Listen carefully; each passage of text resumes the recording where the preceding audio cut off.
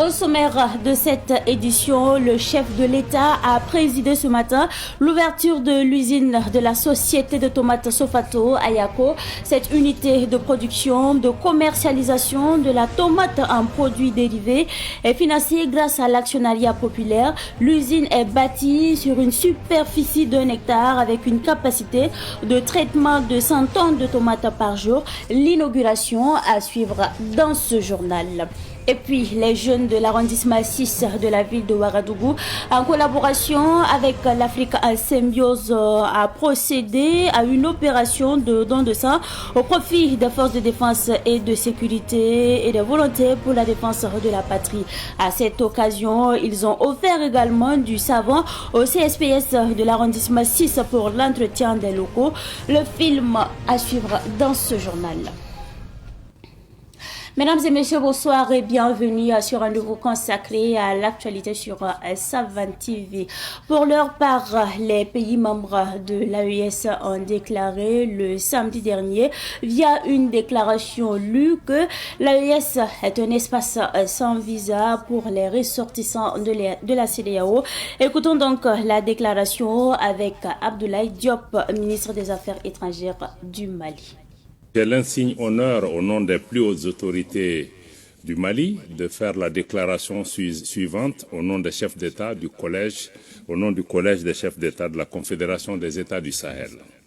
Déclaration du collège des chefs d'État de la Confédération des États du Sahel AES sur la libre circulation, le droit de résidence et d'établissement des ressortissants de la CEDEAO dans l'espace de la Confédération des États du Sahel.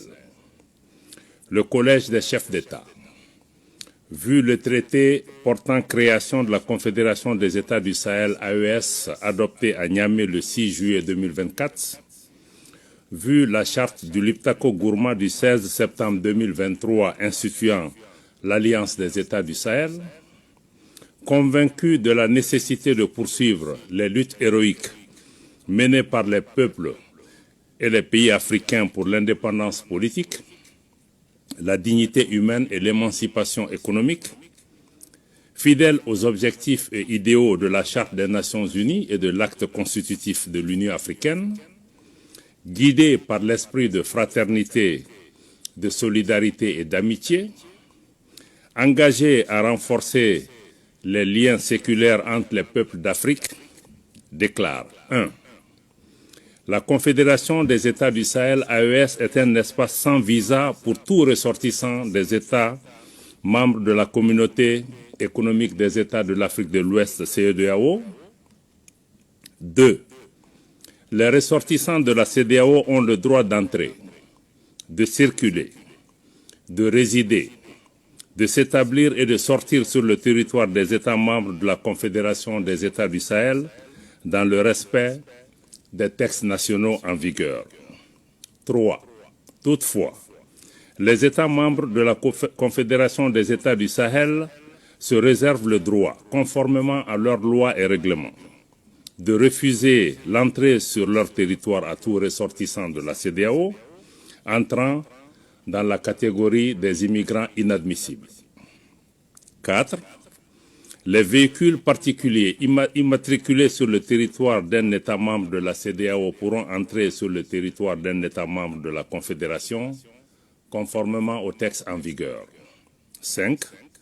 Les véhicules à usage commercial, immatriculés sur le territoire d'un État membre de la CEDEAO et transportant des passagers pourront entrer sur le territoire d'un État membre de la Confédération, conformément aux textes en vigueur.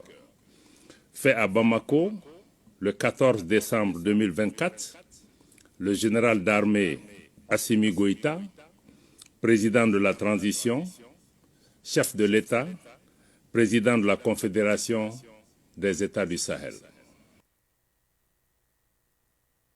La régie administrative chargée de la gestion de l'assistance en escale a tenu le vendredi dernier un cadre d'échange et de remerciement avec ses partenaires. C'est un reportage signé Sidiki Kabli. Ce cadre d'échange avait pour objectif de dresser l'état des lieux de la gestion de ces activités avec les partenaires et d'envisager des perspectives. D'ores et déjà, l'année 2024 a été marquée par le renouvellement du certificat Isago pour la 5e fois consécutive. Notre engagement commun a permis d'enregistrer des avancées notables. Le porte-parole des compagnies aériennes, Kofi Beningounou, a souligné plusieurs avancées dans les services d'assistance en escale au sein des aéroports burkinabés. Il a également formulé plusieurs recommandations en vue d'améliorer davantage ces services. Il y a bien entendu encore d'autres sujets de collaboration que nous serions heureux de pouvoir échanger plus souvent avec vous, à travers par exemple des séances de travail entre l'ARAGAE et les compagnies aériennes. Cela permettra de renforcer les compétences et naturellement la réactivité des équipes. Ces recommandations ont été bien accueillies par la régie qui s'est engagée à améliorer ses prestations. L'ARAGAE entend se tourner vers le renforcement des équipements. Il s'agit entre autres la mise en place d'un conteneur frigorifique afin de répondre aux besoins croissants de stockage des marchandises sensibles. L'installation d'un pont bascule à Bobo-Dioulasso. Malgré le défi sécuritaire auquel le pays fait face, il est à noter une augmentation significative du nombre de vols dans les aéroports burkinabés. En 2023, 5577 vols. Au 30 novembre 2024, 5177 vols ont été enregistrés et une estimation de 5582 vols est attendue au 31 décembre 2024. Soit un taux de croissance de 30% en 3 ans. Nous sommes témoins d'une résilience fort appréciable de la part des compagnies aériennes. Le représentant du ministère de la Mobilité a exprimé le souhait de voir des services encore plus performants dans les aéroports du pays. Je voudrais témoigner ma reconnaissance à tous les partenaires de la RAGAE pour leur collaboration dans le but donc de faire de notre pays une destination pays étranger veille effectivement s'y rendre. À l'occasion de cette rencontre, plusieurs compagnies aériennes ont été récompensées pour leur mérite. La RAGAE, branche stratégique des aéroports burkinabés, est responsable de l'accueil personnalisé, de l'enregistrement des passagers et de leurs bagages, de la maintenance technique et en ligne, de l'assistance aux personnes spéciales, du fret, du chargement et déchargement des bagages, ainsi que du nettoyage des avions. Comme annoncé en titre, le chef de l'État, le capitaine Ibrahim Traoré, a présidé ce matin l'ouverture de la société de tomates Sofato à Yako. Cette unité de production, de commercialisation de la tomate en produits dérivés est financée grâce à l'actionnariat populaire. Notons que le coût global d'investissement de la Sofato est estimé à plus de 5 milliards de francs CFA. L'usine est bâtie sur une superficie d'1 hectare avec une capacité de traitement de 100 tonnes de tomates par jour. Le film de l'inauguration avec notre reporter Jeanne Farmer. Sofato SA, la société face aux tomates de Yako, est désormais une réalité après 6 ans d'attente. Cette entreprise de transformation et de commercialisation de la tomate, située dans le village de Pougyongo, dans la commune de Gomposoum, région du Nord, est la deuxième usine burkinabé que le président du Faso, Ibrahim Traoré, a inaugurée en moins d'un mois. C'est un sentiment de satisfaction parce que les jeunes ici présents, ils sont un symbole de la résilience donc, du peuple burkinabé. Parce que comme ils ont dit, ça fait 6 ans qu'ils bataillent. Et à notre arrivée, nous avons constaté que le projet souffrait et ils étaient sur le point peut-être d'abandonner. Nous avons décidé de les aider à relancer le projet parce que ça va en droite ligne avec nos aspirations qui est l'entrepreneuriat communautaire à travers l'actionnariat populaire. Sur une superficie d'1 hectare, l'usine Sofato est installée à quelques kilomètres de la ville de Yako. Elle est composée d'une administration, d'une salle de production, d'une salle de finition et d'une salle de maintenance. L'usine a également une capacité de transformation de 100 tonnes de tomates par jour. Des mesures sont déjà prises pour garantir la matière première, à en croire le président du conseil d'administration de la Sofato. Nous sommes en train de travailler pour acquérir des forêts, pour accompagner les maraîchers afin qu'ils puissent produire en temps plein pour ravitailler les usines. Nous sommes pour le moment à 2 unités. Nous voulons travailler à partir jusqu'à 6 unités parce que quand on regarde, il y a jusqu'à 4 unités manque à gagner parce que nous importons aujourd'hui plus de 200 milliards de pâtes de tomates par an. Donc c'est un manque à gagner. Si nous travaillons à mettre ces unités, nous allons pouvoir créer des emplois avec ça et créer de la richesse. L'usine Sofato est la résultante du programme de l'entrepreneuriat communautaire APEC. Elle ouvre ses portes à 107 emplois directs et plus de 1500 emplois indirects. En tout cas, c'est une bonne initiative parce que surtout le manque d'emploi là, ça va nous aider beaucoup. Voilà. C'est Amore j'ai dit en français. Vraiment, je suis très contente à cause de ça parce que le prix de pâte de tomate peut diminuer. C'est-à-dire actuellement, le petit boîte à Zida là, ça fait 800 francs. Et moi, je veux que ça soit 500, 300, 400. Le coût d'investissement de cette usine s'élève à plus de 5,6 milliards de francs CFA, dont 1 milliard financé par le Fonds burkinabé de développement économique et social et 400 millions de francs CFA par l'Agence pour la promotion de l'entrepreneuriat communautaire APEC sous forme de prêt. La commercialisation de ces produits débute en 2025. Il est attendu pour la première année un chiffre d'affaires de 7 milliards de francs CFA. Le président du Faso, le capitaine Ibrahim Traoré, en partant ce matin pour Yako, dans le Passoré, a marqué un arrêt à Boussé pour communier justement avec la population. Sur place à Boussé, il a eu droit à un bain de foule avant donc de continuer à Yako, où il inaugure la société Faso Tomate Sofato. Revivons justement cet temps fort avec notre reporter qui était sur place. Il s'agit là de Siblina Kelsi.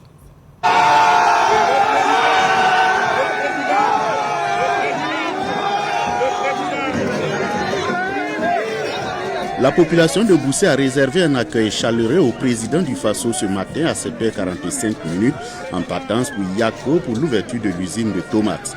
Le président Ibrahim Traoré a reçu les félicitations et les bénédictions des filles et fils du Kourouéogo en particulier et la région du plateau central en général.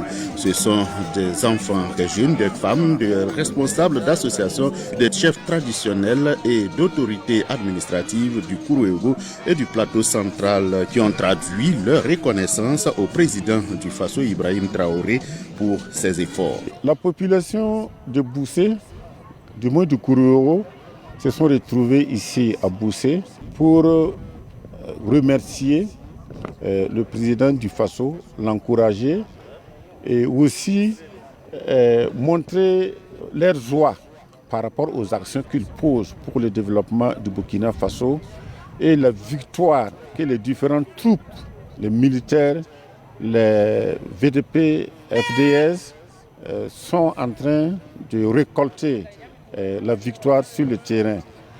Nous sommes très fiers, très contents. Voilà pourquoi la population est sortie pour le magnifier, le porter leur soutien, pour dire que désormais, tout Kourouéogo est avec IB. Nous sommes sortis ce matin pour accompagner le capitaine Ibrahim Traoré pour montrer notre soutien total avec lui parce qu'il est digne. Il est digne, tout ce qu'il fait là, ça nous convient, on est fiers de lui. On ne peut même pas quantifier ses bienfaits. Sa détermination nous comble beaucoup. Donc nous ne pourrons que l'accompagner dans l'initiative qu'il a pour sauver le Burkina Faso. Le président a beaucoup fait pour la région. Nous avons eu des cliniques mobiles, nous avons eu des tracteurs, nous avons eu un accompagnement en engrais. Donc la population ne pouvait pas rester en marge. Donc c'est pour ça que vous voyez que la population est sortie massivement ce matin pour dire merci à son Excellence, merci pour les initiatives et merci pour tout. La population mobilisée pour la circonstance a également encouragé le président à toujours œuvrer pour le développement et le retour de la sécurité au Burkina Faso. Signalons que le président Ibrahim Traoré a marqué un arrêt de plus d'une vingtaine de minutes pour communier avec la population. Après donc ce reportage sur l'escale du chef de l'État, le capitaine Ibrahim Traoré à Boussé, nous parlons cette fois-ci geste de solidarité. Les femmes de l'association WEPA Canada ont procédé à une remise de vivres et de pain aux personnes déplacées internes, logées donc sur le site de Pabré, situé donc à quelques encablures de la ville de Ouagadougou. Un don symbolique mais chargé de sens justement pour ces mères. Le film de la remise avec notre reporter. Il s'agit là de Sidiki Kabri. À la vue de ces sacs de riz, les enfants et les femmes bénéficiaires ont exprimé leur gratitude envers celles qui ont laissé parler leur cœur. Ces bienfaitrices, les femmes de l'association WEPA Canada, qui regroupe des policières à la retraite et en activité, déclarent ne pas pouvoir rester indifférents face à ce besoin humanitaire. C'est dans cet esprit qu'elles ont offert du riz, de l'huile, des pains et du savon pour une valeur totale de plus d'1 million de francs CFA. Toute la population burkinabé est de cœur avec ces personnes déplacées et chacun à son niveau, quel que soit le lieu où il est, quel que soit son service, peut apporter un peu de sourire à ces personnes, un peu d'aide pour que vraiment elles puissent être résilientes. D'une situation motivée par leur rôle de mère et de coépoux solidaire. Nous comptons les aider avec des activités génératrices de revenus parce que nous en faisons déjà dans notre endroit, pourquoi pas ici, pour leur permettre d'avoir des activités qui vont leur permettre d'avoir de quoi subvenir un temps soit peu à leurs besoins. Issa Katabsoba s'est manifesté en qualité de parrain et a réaffirmé son engagement à soutenir l'initiative des femmes. D'abord, ce sont nos aînés de la police qui ont fait honneur à notre nation, non seulement au Burkina Faso, mais au Burkina, en Afrique et ailleurs. Et quand elles décident de mener une activité de solidarité, en tout cas au niveau des PDI, à travers ce temps de vivre, nous ne pouvons pas ne pas les accompagner, car c'est une activité hautement humanitaire. L'association a pris congé des personnes déplacées internes de Pavré en promettant de poursuivre les actions de bienfaisance. Dans l'actualité de ce 16 décembre 2024, nous parlons également de ce liquide précieux. Les jeunes de l'arrondissement 6 de la ville de Ouagadougou ont initié une collecte de sang pour soutenir les forces de défense et de sécurité pour la défense de la patrie, engagée sur le théâtre des opérations nationales. La collecte s'est tenue au sein du CSPS P-Sud du 10 arrondissement sous le thème Force et solidarité engagée pour nos héros. C'était donc le samedi dernier en présence de Abdoulaye Kinda. Ce don de sang, initié par l'association African Symbiose, les jeunes de l'arrondissement 6 de Ouagadougou se sont mobilisés pour disponibiliser le liquide précieux pour les FDS et VTP. Souleymane Zoubga, la première fois. Je suis un peu peureux quand je vois les qui me freinaient à venir donner le sang. Mais aujourd'hui, cette peur est quittée en moi. Et donner du sang, je trouve que c'est un don lucratif pour aider, pas seulement au FDS, mais à toute personne qui vit au Burkina Faso. En plus du don de sang, la jeunesse a apporté du savon pour l'entretien des locaux du CSPS P-Sud de l'arrondissement 6 de Ouagadougou. Nous remercions vraiment la jeunesse de l'arrondissement 6. Nous avons organisé ce don de collecte de sang et de plus nous avons dédié des présents pour accompagner les agents de santé, c'est-à-dire nous avons ici des cartons de javel, du savon liquide. Voilà, c'est pour le nettoyage des locaux du P-Sud. Et également, nous avons des cartons de rames de papier. Ça, c'est dédié, c'est un cadeau spécial pour donner à nos forces de défense et de sécurité. Frédéric Kombende, major du CSPS P-Sud de l'arrondissement 6 de Ouagadougou, salue l'initiative des jeunes. Cette initiative est la bienvenue. Et ça permet de renforcer aussi les liens à travers la communauté et les forces de l'ordre en même temps. Nous sommes dans la gouvernance pour pouvoir aller de l'avant. Le fait d'aider le CSPS avec de l'eau de javel et du savon liquide, nous n'allons pas payer par exemple de l'eau de javel et le savon liquide pendant un bout de temps et ces ressources vont être affectées à d'autres situations pour pouvoir aider toujours la population dans ce sens. Donc c'est une très bonne action pour nous. Près de 100 poches de sang étaient attendues à cette collecte de sang des jeunes de l'arrondissement 6 de Ouagadougou. Antoine Yaogo de la radio rurale est le super lauréat de la 4e édition du Grand Prix international de la communication, de la traduction et de l'innovation du FASO en abrégé actif. Il a convaincu le jury qu'il a désigné donc parmi une centaine de candidats qui ont compétit dans plusieurs langues nationales et internationales. La cérémonie de remise des prix a eu lieu le samedi dernier à Ouagadougou et nous restons justement avec vous, Abdoulaye Kinda, pour revivre cet amphore. Le super lauréat du Grand Prix Actif 2024 repart avec un trophée, des gadgets, un certificat de mérite, une enveloppe de 250 000 et une moto. Antoine Yaogo se dit satisfait. Sur une centaine de personnes, si on vous dit que c'est vous qui êtes le super lauréat, c'est un sentiment de satisfaction, de joie et qui est indescriptible. Sachez que le jour de la composition, quand je suis rentré dans la salle, j'ai d'abord dit ici, ce sont les langues nationales qui doivent être valorisées. Le mot que je connais, c'est une langue qui a ses règles grammaticales qu'il faut maîtriser, qu'il faut connaître et qu'il faut mettre en pratique. Pour le promoteur, cette 4e édition s'est terminée sur une note de satisfaction. Je remercie l'ensemble des acteurs qui ont permis à ce que cette 4e édition se passe dans les conditions les meilleures. Les traductions des langues nationales et des langues internationales sont une activité qui fait appel à l'intelligence, qui fait appel à la science, qui fait appel au talent, à l'expérience. C'est pourquoi on a mis à côté de la traduction, l'innovation et la communication. C'était également une occasion pour nous de magnifier et de saluer le travail des acteurs qui sont illustrés positivement dans le domaine de la communication et de l'innovation à travers des prix spéciaux. Les traducteurs sont en fait des bâtisseurs des ponts culturels, des ponts civilisationnels entre les différents peuples. Sans donc ces médiateurs-là, il est difficile pour les uns et les autres de pouvoir se comprendre, de pouvoir en tout cas tisser des liens fraternels, des liens commerciaux, des liens amicaux entre les gens. En rappel, 3 différents prix ont été distribués aux différents acteurs qui ont contribué au rayonnement de cette 4e édition. Il s'agit des certificats de mérite aux 7 lauréats, des certificats de reconnaissance aux membres des jurys et enfin des prix spéciaux attribués aux partenaires qui ont contribué à l'éclat de l'événement. Le mérite des affaires étrangères a reçu le prix spécial de la communication diplomatique et le Saponaba Sigri, le prix spécial de l'innovation agricole et technique.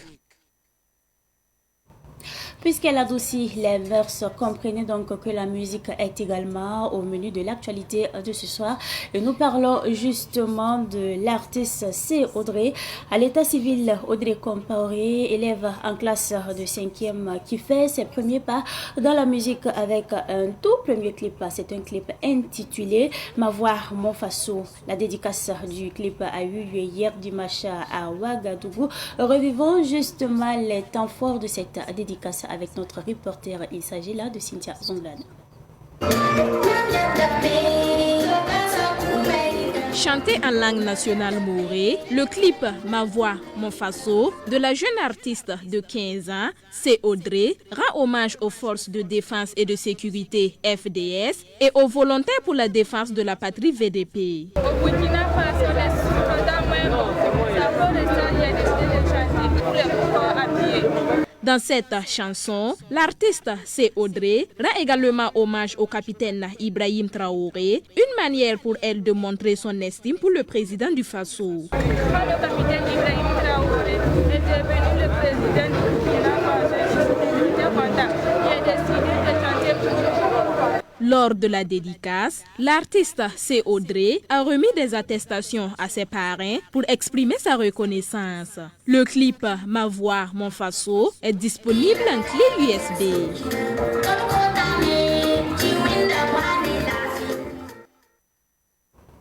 L'échec n'est pas le contraire de la réussite, c'est une partie du processus. Chaque erreur, chaque déception sont les étapes du chemin de ta réussite. Et pour l'atteindre, il faut essayer, il faut oser prendre des risques, il faut avoir le courage de se lancer. C'est tout pour cette édition du soir que j'ai pris en tout cas du plaisir à vous présenter. Merci à vous pour votre constante fidélité. Excellente suite de programmes en compagnie bien sûr des programmes de la télévision des nouvelles idées.